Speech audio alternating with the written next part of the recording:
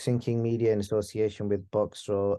Dave Coldwell. Dave, first of all, I want to thank you for popping on. I know it's Sunday, it's family day, so I appreciate you coming on for a few minutes to speak about the weekend boxing. No problem. Always pleasure to be on. Top man. We're going to get straight into it. Derek Chisora, a guy that you've spent a lot of time with, he's been around your family. I know you've got a really good bond with him. How difficult was it for you to process the whole fight yesterday? I know you heard it on radio. Yeah, I didn't watch it. I listened to it on Talksport. So I was kind of old school yesterday. Listening to commentary, I think. Um, it it sounded like it was pretty much what people said it was going to be going in, which would be one-sided with Derek giving his absolute all and never quitting and taking a lot of punishment, and it's made for uncomfortable listening, to be honest. What obviously you was against the fight because I spoke to you a few months ago when we was talking about Wilder. I'm assuming Yeah, it's all right for me to say that. I was against it. I mean, after the Parker fight, I said to Derek in the changing room, I thought that would have been an ideal time for him to retire. But I understand what Derek is. I understand how he is. Um, and then he beat Pulev, and then he gets his chance at his world title. And I understand, the fighters. It's what they do. It's very, very difficult for them to walk away, and it's all right for us to tell them on the outside what they should do. But ultimately, it's their lives, and they have to choose, what makes them happy. So, and it wasn't that I was against this fight. It's just that I didn't want to see the fight because I knew what was going to happen. It wasn't because it's Tyson Fury or it's whatever. I was happy for Derek to get his shot at world title. That's what, for me, I felt as though that's what he's hanging around for. He wants to get his world title shot. Massive payday and everything, and with his profile at an all-time high, everything coming together for that one big fight. So I was happy for him, but at the same time, I know how good Tyson Fury is, and either I didn't want to see Derek get put out quickly, or through maybe Fury not wanting to knock Derek Spark out, giving him a sustained beating, or even if Fury can't get him knocked out, Derek's just going to take the shots and takes the punishment and never stop trying to win. It all, it's not something that I wanted to see at this stage. And fighters have fights where there comes a point where people think, oh, maybe stop the fight or whatever, but it's very difficult to stop a fight when you feel as though your man can win and he's still in the fight. Where there's some points in the fight where you look at the opponent and he looks like he could unravel. It looks uncomfortable when your fighter gets to do what like in Derek's case, puts pressure on you. And if it looks like it could unravel, you think maybe you can turn it round, and so you want to give him that every chance. But when it's just purely one-sided, I haven't seen it, so I can't really. I feel uncomfortable commenting about it, and that's what I said to you.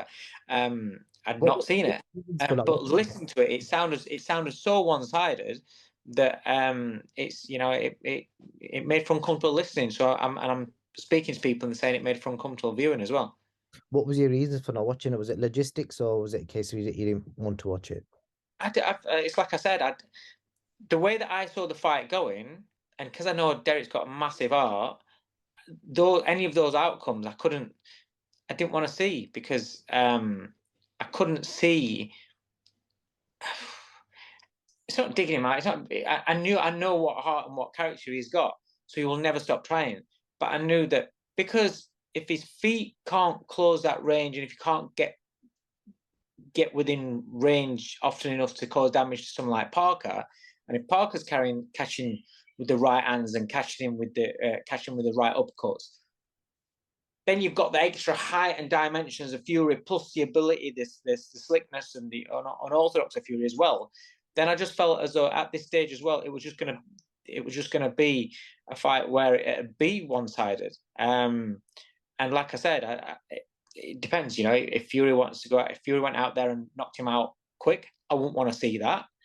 If Fury dragged it out and punished him, and because he didn't want to knock him out and thought I'll just beat him on points, then you know he's going to take a sustained beating for the 12 rounds. I didn't want to see that. And you know, even if it was, it's difficult to say because it's personal choice, isn't it? It's nothing to do with you know, it's another pay-per-view or anything like that.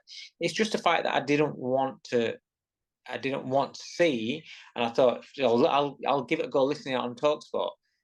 So I did, and after a few rounds, it sounded, you know, it sounded as though it was one-sided, and well, from the start, but it sounded in a harsh fight for Derek. But Derek's got no quit in him, and he's tough. He's earned his stripes in this sport. He's earned his respect in this sport. You know, from fighters, from coaches, from promoters, from fans. The fans absolutely love him, and you know why? It's because he will give it absolutely everything he's got. You will have heard on the comms, I don't know if it was the same on radio, but there was a lot of criticism of Don Charles not willing to throw the towel in or stop the fight. Any views or opinions on that from what you've seen or heard? I've got no opinion on that. I've got no opinion on that. Because a trainer calls it as he sees it. And what he sees, I didn't see because I weren't watching it. And what he sees, other people might have seen and or might not have seen that were watching it live. But that's Don Charles' call. When you're the trainer, the cornerman, that's you know, that's your call. That's your not your privilege. It's your responsibility on what you choose to do. Your actions. That's what it is. And if you know, if you think he can, if he's showing you signs that he's going to win the fight, then you know, you tend to keep him in. But you know, if it was completely one-sided and there was no chance Derek was gonna, you know, was looking as though he's gonna win the fight, then other people had stopped the fight, and you know, so then you've got a different opinion. But it's like everyone said, Don Charles knows Derek better than everybody else in the sport, and Don made a call, and you saw it last night. Do you think some trainers are more compassionate than others, or is it just a case of the see it as they call it? I think so. Not in this case. I mean, I don't know Don as a man, so I can't say that. And he's always talks, you know, like Derek's family. So you know, I don't think it was based on that. But some people see it different, and some people, I don't know. I can't put my mind in anybody else's head. I haven't got a fucking clue, to be honest. I can only call when I'm in a corner with a fighter, and you know what you've been working on. You know whether that fight can get through that, and if you can pull it through, if you can pull it off. You know, if you can't, you know the signs with a fighter when you're working with them. You know, so we can all have opinions on the outside, and it means shit really because it happened. We're talking in the past tense, so you know, ultimately that's the cornerman's responsibility. It's cornerman's role, and ultimately it's you know, the consequences come from what, you know, from what happens in the fight. With regards to, I know you've seen a picture of Derek's face. Yeah. Just visibly, would you say that's probably the worst you've seen it? And what was your thoughts when you saw the picture? I don't know, mate. It looked bad, but you can have a fighter who could be 2 rounds in and he gets marked up. There's certain fighters like that. Derek doesn't tend to mark up, obviously, and I'm trying to be as That's why I asked, because I've never I'm seen trying to be as Derek. balanced as possible. But Yeah. there was a lot of swelling and he's marked up. But this is boxing. This is what happens when you're getting it off of somebody that's as big and you know, and as often getting it as often off somebody like Tyson Fury. You know, that's the damage that he put on him. It's not the superficial that that we're concerned about. And this again, it goes back to the point when I said after the Parker fight, I felt that he should retire, but it's not. It's what comes down the line, you know. But then again, I understand fighters, they have to adjust when they retire. So it's very, very difficult. It's not just so black and white like we can say, me as a trainer, or I can say, oh, retire. That's it. They have to then adapt, and they've been doing this for so long. And we've heard Derek speak before, and I've heard him speak to me before about how, fighting. He loves to fight. He just loves to fight. Listen, he's a rich man, but just loves to fight, and that kind of like keeps him going. And maybe with people like Derek, that keeps him not on the straight and narrow as such, but stops them from doing, because he can be a little bit off the wall, can't he? And he can flick that switch. Maybe it's the fighting that has curbed that little bit of devilment in him, or kept him a little bit more on straight, kept him more disciplined. We know what boxing does for disciplining people, and if he feels as though he's going to struggle without that, then that I understand why fighters like him and like him go on a little bit too long. You've got to I know it's not. I'm not saying it's right, and I don't agree with it, but you've also got to put your mind into theirs and try and understand the fears of what comes next, and the fears of adjusting to life without fighting, and mental health and things like that. You've where's the balance? If you retire, let's just say he retired, when I asked him to after Parker, it was in the change rooms. I said to him, I said, listen to the crowd just singing your name, walking out the ring after getting beat. You've given absolutely everything. Perfect time to retire. I felt you're just not going to go any other level, and I don't want you to be a name for anybody else. If he'd have retired then he would have this fire still burning, saying, I never, because he spoke about it for so long. He wants to fight Tyson for the world title. I know that Tyson always mentioned that he'd give his pal Derek Chisora a shot, when he becomes a world champion. Tyson kept his word to that, and it's like you see how grateful Derek is that Tyson did that. If he walks away, then he's always going to think, I never got that shot. And he feels, because he's been living his life more healthy and everything like that, with diet and his training and things, it feels physically as though he's got better and better as time's gone on. So the cracks that he had at Tyson, he's gonna think in his head, I should have, and regret and doubt. And maybe it comes back in after having 2 years out, which makes him even worse, in a worse state. And then rather than being an active fighter that's gone in and taken that beating last night, then he's a really old fighter. Because when a fighter retires, they slow down quickly, and then they come out of retirement and try and go again, and it's just completely not there. And then they go and know it's not there. At least I'm trying to look at a positive about this. At least the flip side is that he can now say he did everything. He's had a fantastic career. He did absolutely everything. Now, I would hope that would close a chapter and scratch that itch, and then think, right, okay, let's see what's next, what we're going to do next. Like I said, it's not as simple for fighters as it is for us to say, I think you should retire. And even though we mean it from a good place, and from his heart, or even just from his brain, being smart and saying, listen, mate, when you we've seen with boxers 5-10 years after they're retired how they slow down. We've seen when they get to middle age and what have you, how things affect them. The smart thing is to pack up.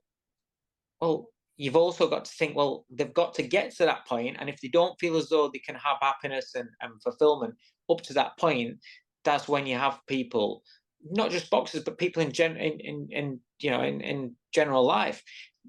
People always say, "Oh, stick it out, and down the line this will work out that line." But you've got to get to that point. And if you feel as though you're going to have problems, or you feel as though it's going to be a challenge for you to get to that point, that's where it can be quite scary, stopping what you're doing right now. But that's where it needs, people need help around them. that leads to me to my last question. Obviously, who's going to stop him here now? Because he said last night he still wants to continue fighting. Yeah. 4 months ago, Eddie Hearn was chucking him in for Wilder, saying he's ready to fight Wilder. 2 years ago, Frank Warren was saying he's not good enough, he should retire. But 2 years on, he's fighting Fury at Tottenham Hotspur Stadium, and obviously, I don't know what Eddie's intentions are going to be next. So, who's going to save this guy from stepping into the ring again? Because obviously, common sense tells us he's done his thing, and he should just retire as a warrior he is and leaves that legacy behind. The problem is that with Derek, you've got something that's that headstrong, and so I would presume that listen, his family don't care whether he boxes or not. They don't want him to box. They don't need him to box. So it's not like he's got family. Oh well, yeah, you should have another. It's probably about, I don't know. It's probably about like, do what makes you happy. But the problem is, if that's what makes him happy, then I didn't know that he was still saying he wants to fight again. I was hoping that was maybe when it dies down a little bit, the adrenaline stopped pumping and everything. Maybe then, people will or in his own mind, then he'll decide to pack up. But ultimately, man, I don't know. It's people around you, it's management, it's trainers, it's people around you need to say, no, enough's enough. And then you would like to say, that, well, I'm not going to work with you. I'm not going to work with you anymore. But the problem is somebody else will. And will that somebody else look out for him?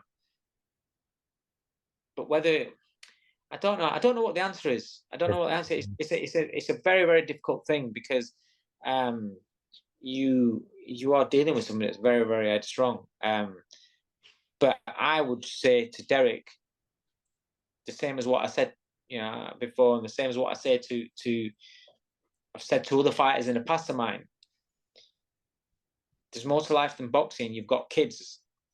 Be present. Be around when they're growing up, and be able to get the banter and not have things going over the top of your head because you've slowed down. Because there comes a point he's going to have to retire at some point. So why not retire now rather than taking more damage and more punishment that's going to affect him living a normal life or living a family life later on down the stretch? What's the difference between if he retires now and has another 2 years, has another year? What is he going to do? Fight the domestic crop? Go back down to domestic crop after the career he's had and what he's done? Be a name for these other guys. And the promoters, at the end of the day, if the promoters are going to put him on and dangle that carrot and say XXX, here you go, because you're going to sell, then that's where a problem is. But if the promoters turn around and say, no, I'm not going to put you on now, he's not going to box for peanuts. He's not going to box for peanuts. Nowhere. So, some small old promoter or whatever is not going to be able to afford him.